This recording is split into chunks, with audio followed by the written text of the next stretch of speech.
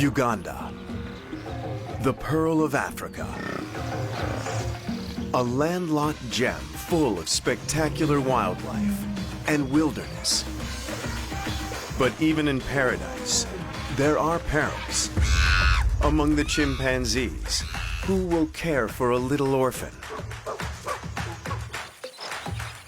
And can a lioness, wounded by a poacher's snare, survive to care for her cubs? Some animals here face challenges that require human help, like these rare giraffes who need a new home. We have 2 male giraffes and 4 females. Together, they're on the road to success in Wild Uganda.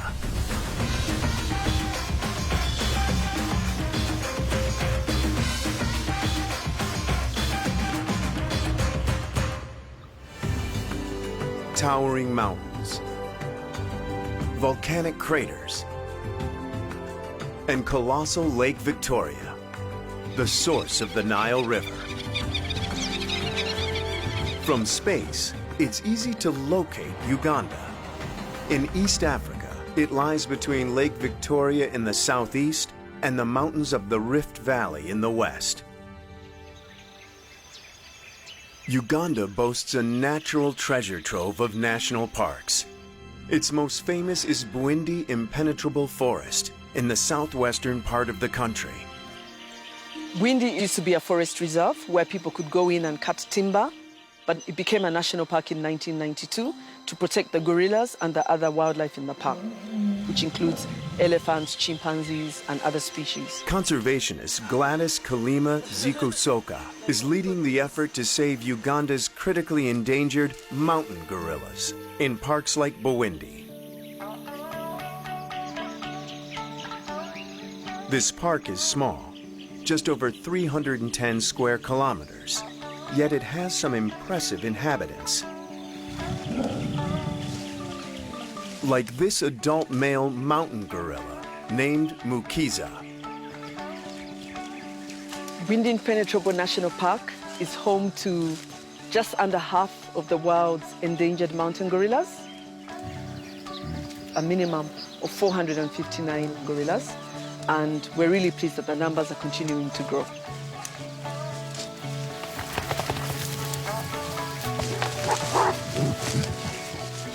Mukiza is the head of a group of 10 gorillas, 6 adult females, 1 subadult male, 2 young females, and 2 babies.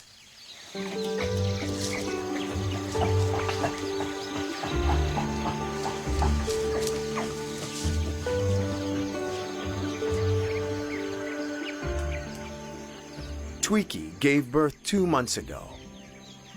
The group's attention is focused on her new baby, Nikubara.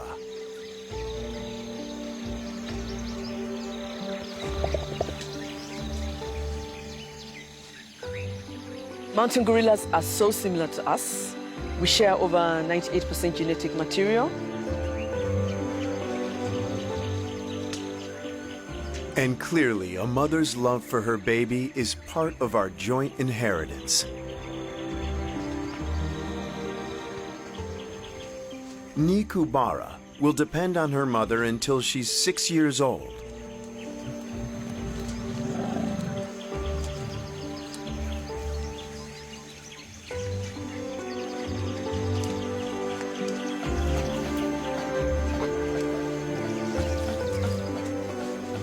Twiki and her baby are members of the Kia Gorillo group. Scientists know their history well. They've studied them for over 20 years.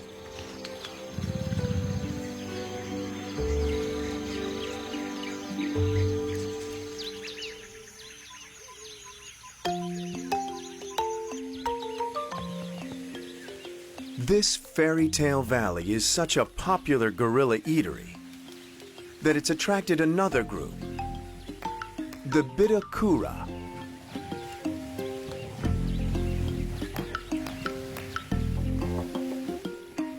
Led by a huge silverback called Magisha. Silverbacks can eat more than 30 kilos of vegetation a day. Even the smaller females eat more than 18 kilos. The group spends up to 6 hours a day just chowing down. Life is peaceful, and conflicts with neighboring gorilla groups are rare, even though their home ranges may overlap. Mugisha is a gentle giant and often spends hours playing with the youngsters in his group. Researchers believe Mugisha is 18 years old, a mature adult. The baby gorillas are very curious, just like human babies. And when they are born in a group, they tend to be very close-knit. They tend to groom each other a lot. And the babies of the different females play together, and they learn a lot from each other.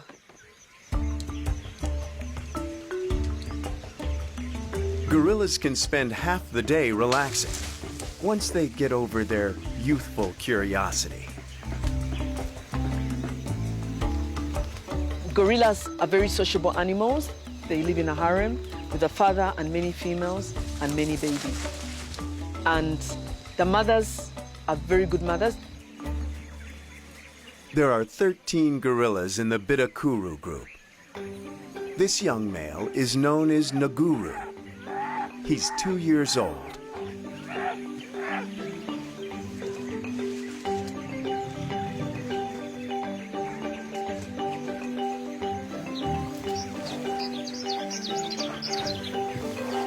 Rukumu is the group elder.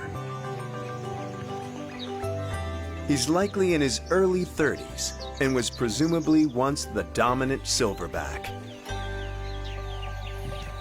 These days, he lives peacefully on the periphery of the group, enjoying a gorilla version of retirement.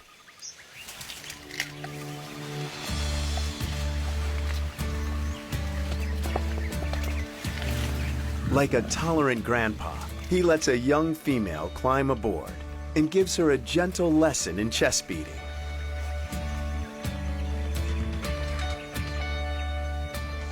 She learns quickly, even though chess beating is normally a male behavior.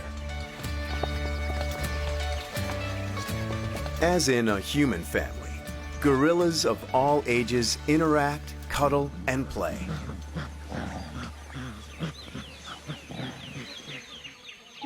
Mountain gorillas have an enviable lifestyle. Long naps, followed by big feasts, followed by long naps. It's pretty much what all gorillas do. But when it comes to food, gorilla groups have different styles.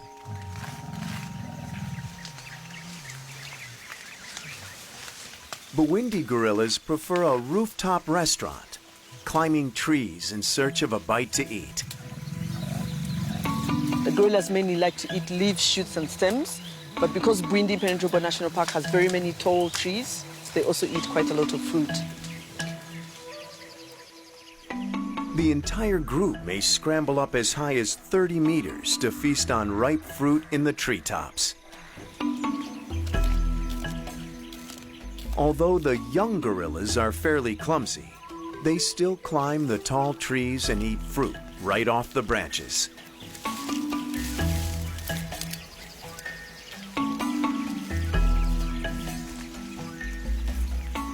It's risky business for babies still honing their climbing skills, and adults whose 160 kilograms test the smaller branches. But the payoff is worth it. The fruit is much more nutritious than the usual diet of leaves. Gorillas here once faced far greater dangers than hazardous climbs. In the 1980s, poaching almost led to the extinction of these primates. They survived thanks to sanctuaries like Bwindi. Uganda's natural riches stretch from the mountain forests down to the shores of Africa's largest lake, Lake Victoria. Tanzania and Kenya share this water source, but almost half lies in Uganda.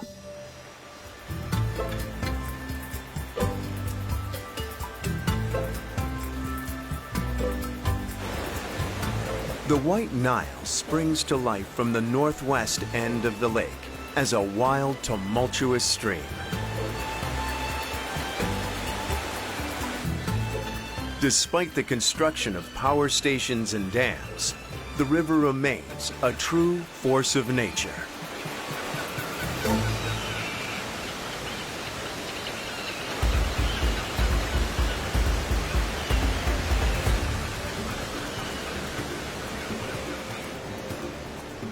The Nile flows over plains and down rapids until it thunders over the edge of Murchison Falls.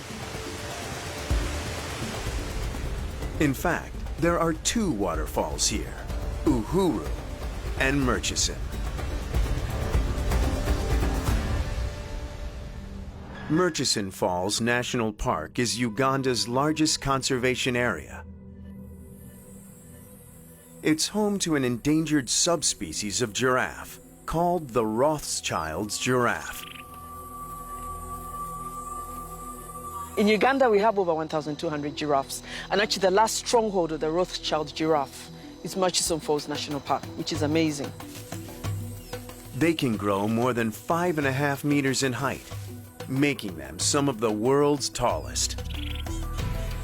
Their coloring is unique too, with dark brown and orange patches on their bodies, while their lower legs have no markings at all.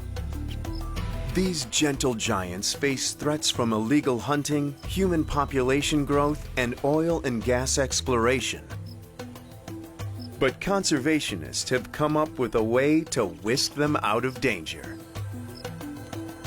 Since the human activities are mainly on the north side of the Nile, Operation Twiga, Swahili for giraffe, has been translocating them to the safer south side. But that is no easy feat. Remove, remove, remove.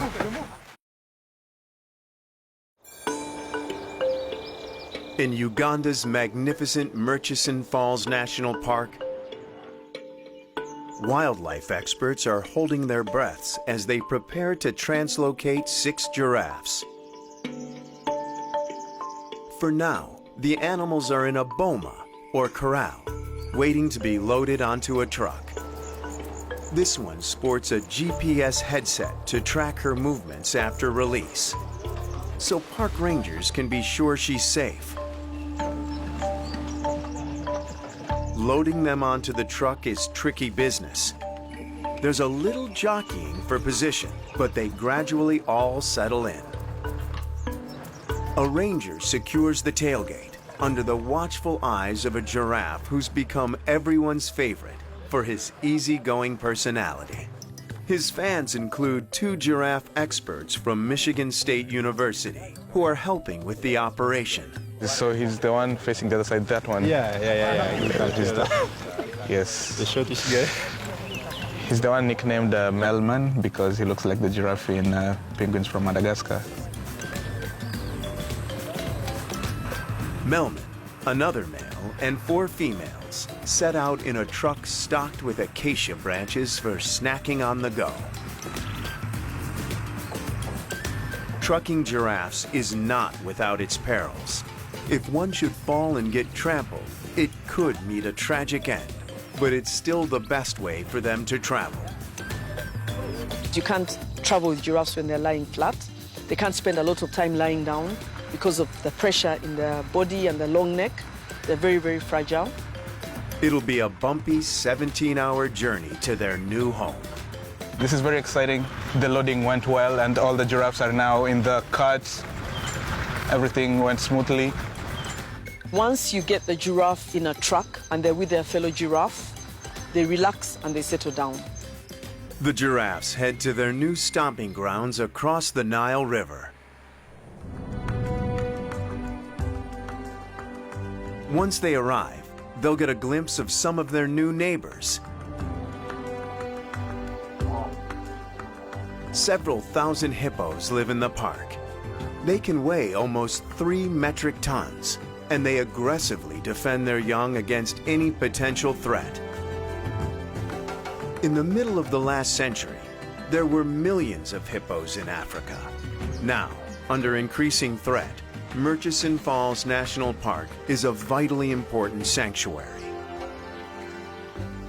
Here, hippo numbers are gradually increasing.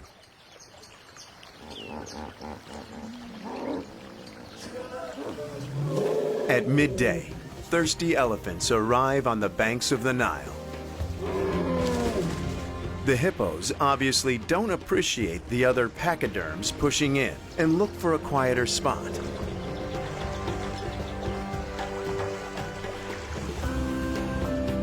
To the south, but also along Uganda's western border, is Queen Elizabeth National Park.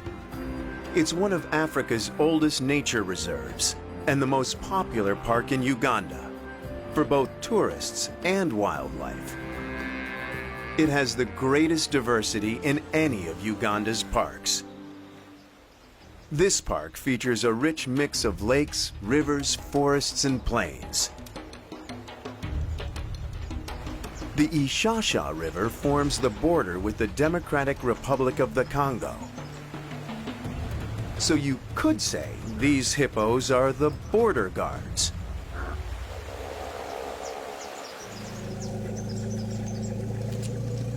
Bull elephants sometimes gather in the forests and savanna alongside the Ishasha. Some may be 40 or even 50 years old, a good sign for the health of the park's herds. Elephant bulls were once thought to be solitary, but scientists now believe they sometimes band together. And in these bachelor herds, the old boys spend their time shooting the bull about the locals. The equator is just a few kilometers away, and frequent tropical rains keep the landscape a lush green, providing excellent grazing for thousands of animals.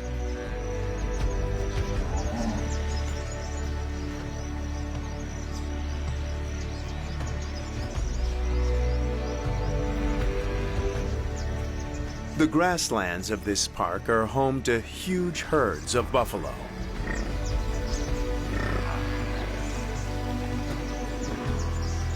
The intense midday heat drives them to water holes.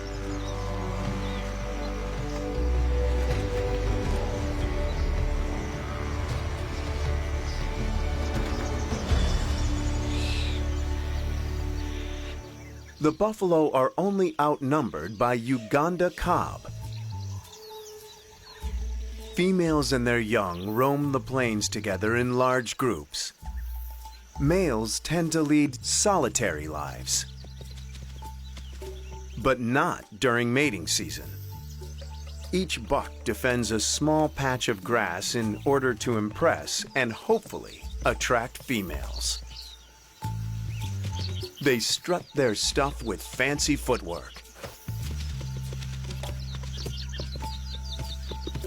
The occasional mock fight adds to the spectacle.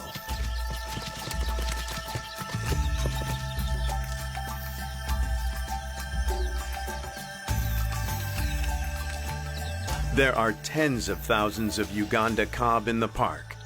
Right now, it's full of baby animals making their first unsteady steps. Young and naive, they're likely victims of armies of relentless hunters. Especially when evening falls and spotted hyenas hunt. Tonight, they've made a kill. In the half-light, the hyenas devour their meal. Hyenas crunch and eat even the bones of their prey.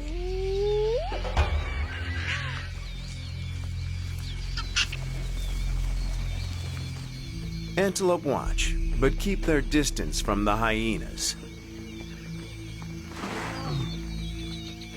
This buck provides a hearty dinner. For now, his sacrifice will keep his herd mates safe. But they watch warily as the hyena is joined by white-backed vultures.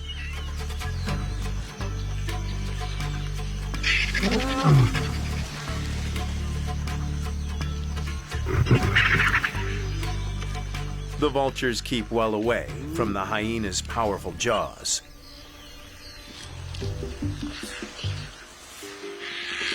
He tries to hide the body in the bushes.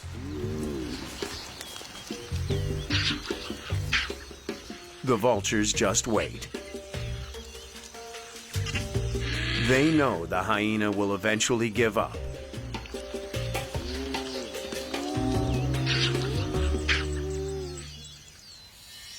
Like hyenas, lions hunt at night, after spending the day resting and sleeping. This tired lion has chosen a candelabra tree for an afternoon nap. The lions of Uganda are among the few lions in the world who spend much of their lives in trees. And scientists don't know why. Is it simply a behavior that's been passed down for generations? Does this lioness just feel safe on her high perch? Or do the tree-climbing lions enjoy a better view of their prey? The antelope are nervous. They must know they're being watched. But this older lioness, named Brenda by park rangers, has herself almost fallen prey to the deadliest predator of all. It would seem lions would be the apex predators in Queen Elizabeth National Park in Uganda. But it's the wire snares of illegal human hunters that are the cruelest killers. Rangers collect thousands each year, but they can't keep up with a practice rampant in parks across Africa. Lioness Brenda was caught in a snare around her neck when rangers spotted her just in time and freed her. She still bears the scar, but she escaped with her life. Every day, rangers find animals caught in these snares. To free them, they have to immobilize them so the animals don't panic. The snares are designed to tighten as an animal struggles to escape. A very few get help in time, like this lucky young antelope. A win-win for her and the rangers.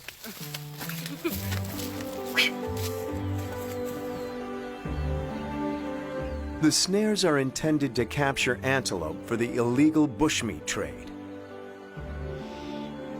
But lions who follow the game trails are often accidental victims. Like Butcherman, a snare cost him his left hind leg. Yet this big-hearted lion still remained king of his pride for 3 years and sired many cubs. Because of poaching and habitat loss, there are now only half as many lions in Africa as there were 25 years ago, when The Lion King premiered in theaters. One creative solution is a community-based conservation effort called Snares to Wares. Local men and boys who once might have poached to make a living instead become artisans. They repurpose the snares to create sculptures of native wildlife. They sell their work around the world and even exhibit it at museums, like this tribute to Butcherman and his cubs on display at the Detroit Zoo. And a life-size giraffe at Michigan State University, which sponsors the program. The exhibitions shed light on the snaring problem and celebrate the beauty of Uganda's wildlife. The 6 giraffes being translocated across the Nile River in Murchison Falls National Park are still on the road. Now we have about 24 kilometers to get to the ferry, and then you can cross over and release them.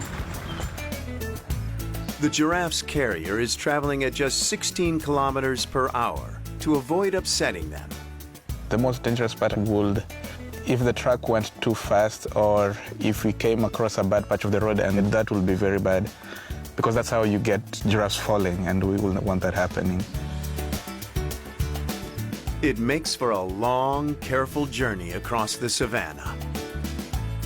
We have people on the truck watching them in case of anything, so everything looks good, good progress. But Melman and his buddies still have miles to go before they reach their new home.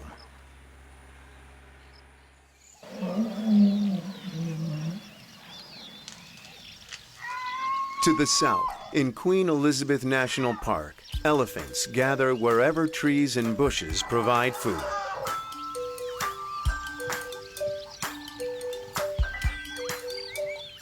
For decades, they suffered at the guns of poachers.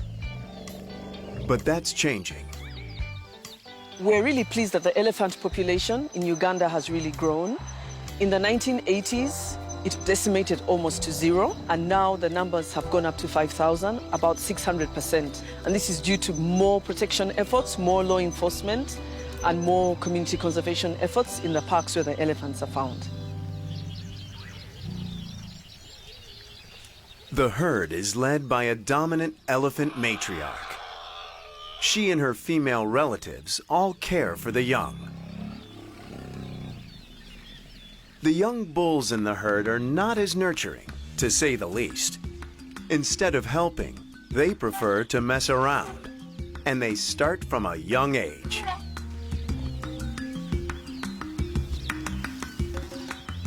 As the males grow older, the games become more serious.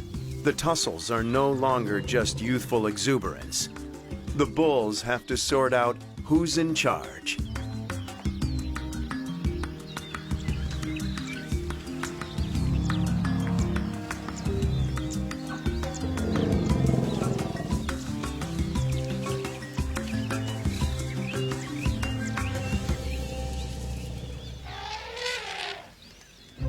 Other animals nearby are just as social, but they're much smaller, and they live in dens. They also have some very unlikely friends.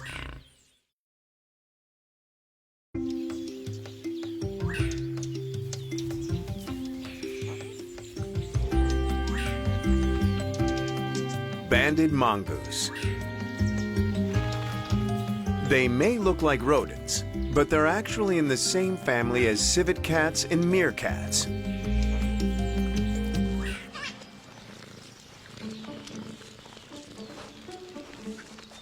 Their day begins with communal cleaning to maintain hygiene and strengthen the bonds between the animals. Scientists have spent 2 decades studying the social behavior of these banded mongooses. And they have a lot of quirks. For instance, mongooses living in the same group all give birth on the same day. This morning, once clean, the group of mongooses, which can be called a mob, pack, gang, or troop, heads out to find something to eat.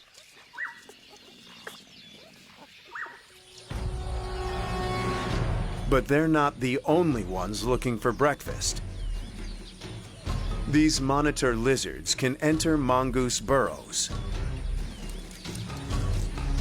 Could he be hunting a baby mongoose for his morning meal?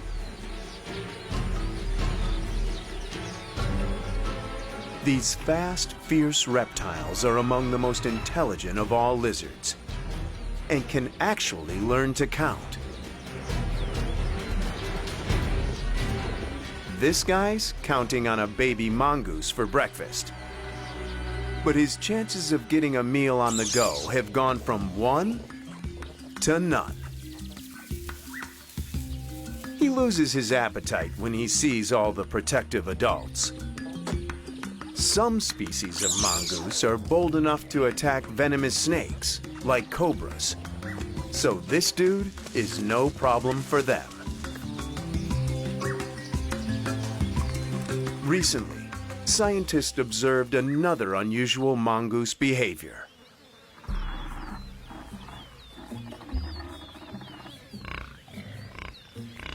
The groups living in Queen Elizabeth National Park developed a special relationship with warthogs.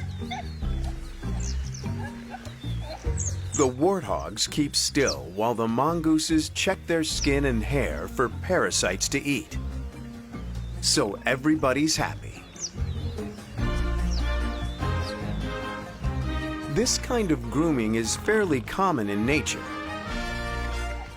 But between two species of non-primate mammals, this is a first.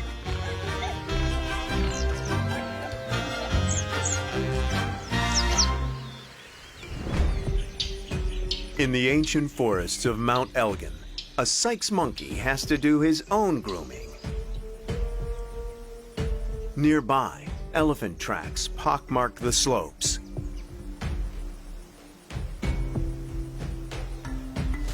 Mount Elgon is the oldest extinct volcano in East Africa, at least 24 million years old.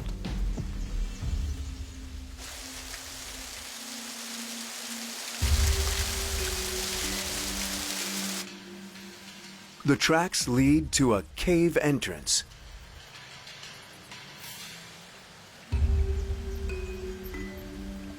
There are strange markings on the wall. Deep scratches that in places reach up to the roof of the cave.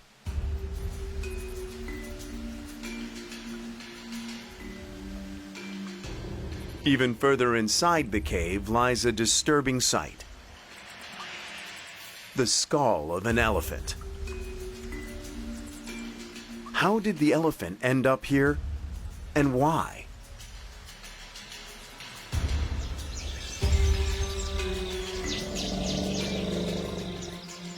Poaching can be a threat in this area. Did an illegal hunter bring down this giant?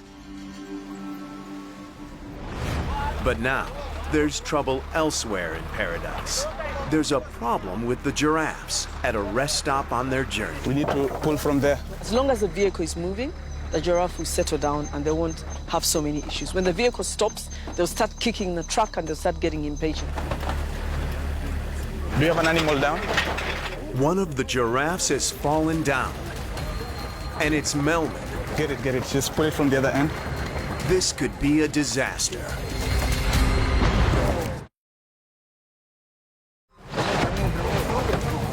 Melman the giraffe struggles to stand up. If the others panic and he gets caught in a tangle of legs, he could be trampled.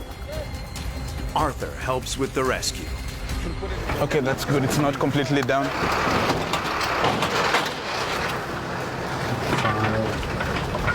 6. 6 are up. And that means Melman is back on his feet. Oh. Good. Thank you, Tutilo. Arthur returns to his car as the caravan gets back on the road. We're doing good. One giraffe fell down, but now it's back up. Standing up, nothing serious, it seems. Melman and his tower, the term for a group of giraffes, are safely on the road again. And their fan club grows as they pass some school children who've come out to watch the spectacle. It's a lesson in conservation in real time. In Queen Elizabeth National Park, in the late afternoon, the female elephants and their young move through the dense scrub to the cave. They're cautious, since they've had several run-ins with poachers. But it seems they're on a mission.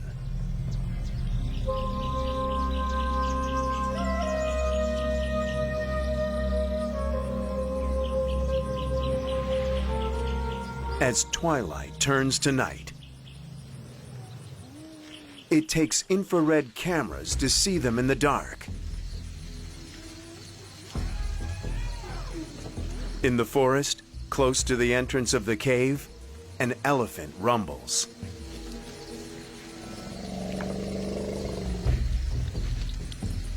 At the cave entrance, it becomes clear that at least a dozen elephants have made the journey here.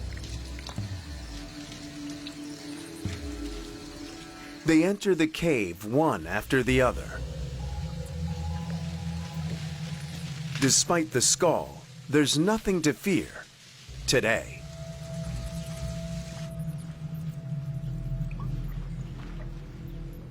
All the elephants are female. Some are pregnant. Others have brought along youngsters.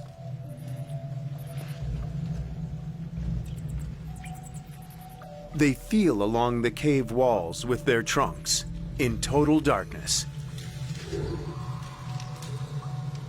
The elephant in the front begins scraping at the ceiling with her tusks, loosening the salt from the walls and collecting the mineral-rich deposits in her mouth.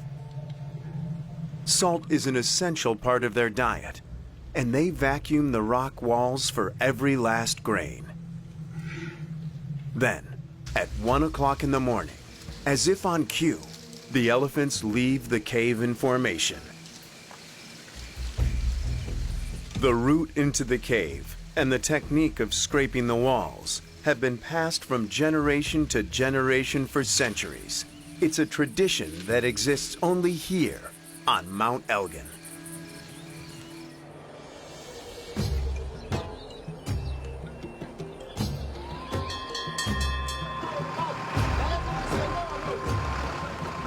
After almost 24 hours on the road, the caravan of giraffes has finally reached the shore of the Nile River in Uganda.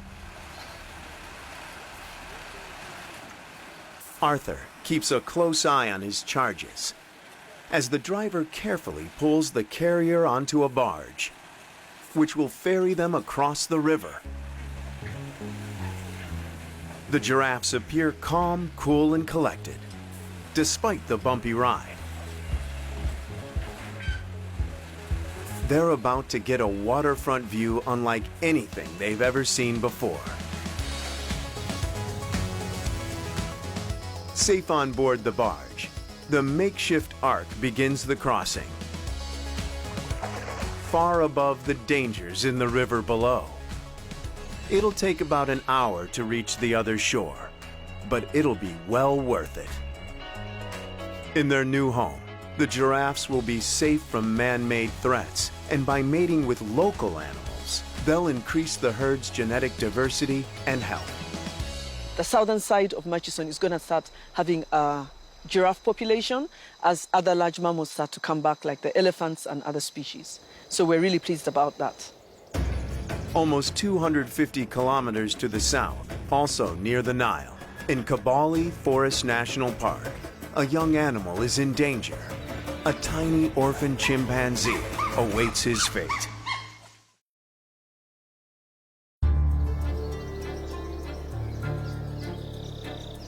Here in Kibale National Park, a large untouched area of rainforest, a baby chimp has gotten a rough start in life. He lost his mother far too early. But things started looking up when the large male on the left, known as Brownface, saw that he needed a friend. Brownface did something very unusual. He adopted the little guy and raised him as a single dad.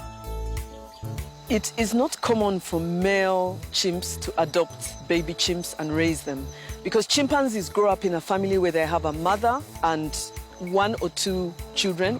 It's extremely rare for a male chimp to look after an infant. In Brownface's capable hands, Junior has grown much stronger. He's mastering the skills to escape life's perils. Brownface has proved to be a very good parent. These chimps are among Kibale's most famous inhabitants, and they're thriving. The chimpanzee numbers have gone up, which we're really pleased about. In 1997, there were about 3,300 chimpanzees in the country, and now the numbers have gone up to about 5,000. These particular chimpanzees live in the Ngogo region of the park. This group has about 200 members, making it the largest ever observed. In 25 years of study, scientists have learned a lot about the group.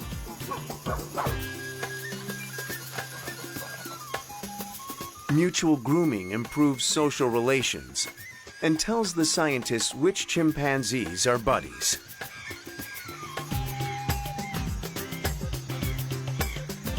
Junior is learning basic skills, like how to make his own bed, since chimpanzees build nests like this to sleep in at night. They can also pull double duty and be used for an afternoon nap. Junior is also finding his way around these giant fig trees, one of Ngogo's riches. Known as Ficus mucoso, they may be the reason for the large numbers of chimps and their health. The chimps are happiest in the tops of the large fig trees, where they both mate and sleep. Unlike some other areas, fruit and nuts are available in Ngogo year-round. They're helping make Junior a strapping young chimp. The abundance of food may also explain the exceptional size of this group. Biologists have established that the group's members are very healthy. The average age of the animals is 33, while nearby groups have an average age of just 20. A group of males rests on the ground. Coalitions like this are often maintained over years, sometimes even over a lifetime. And in Ngogo, females establish similar alliances. Chimpanzees form these cliques to hunt and to help each other gain status. But all work together to aggressively expand the group's territory. They frequently drive neighbors from their fruit trees and out of the area.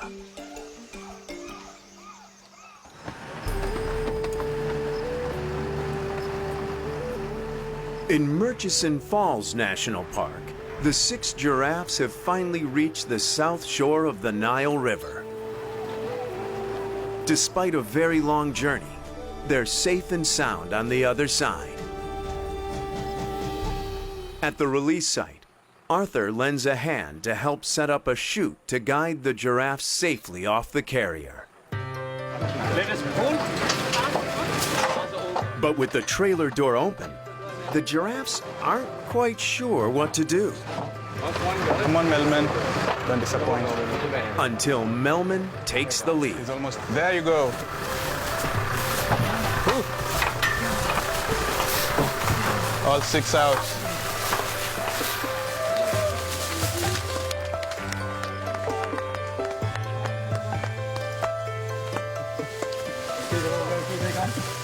It was good helping the giraffe find a new home. So it's a great opportunity to see them run away and just being free.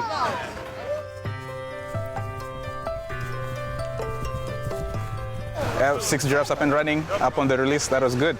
Everything went well. It's been an emotional day.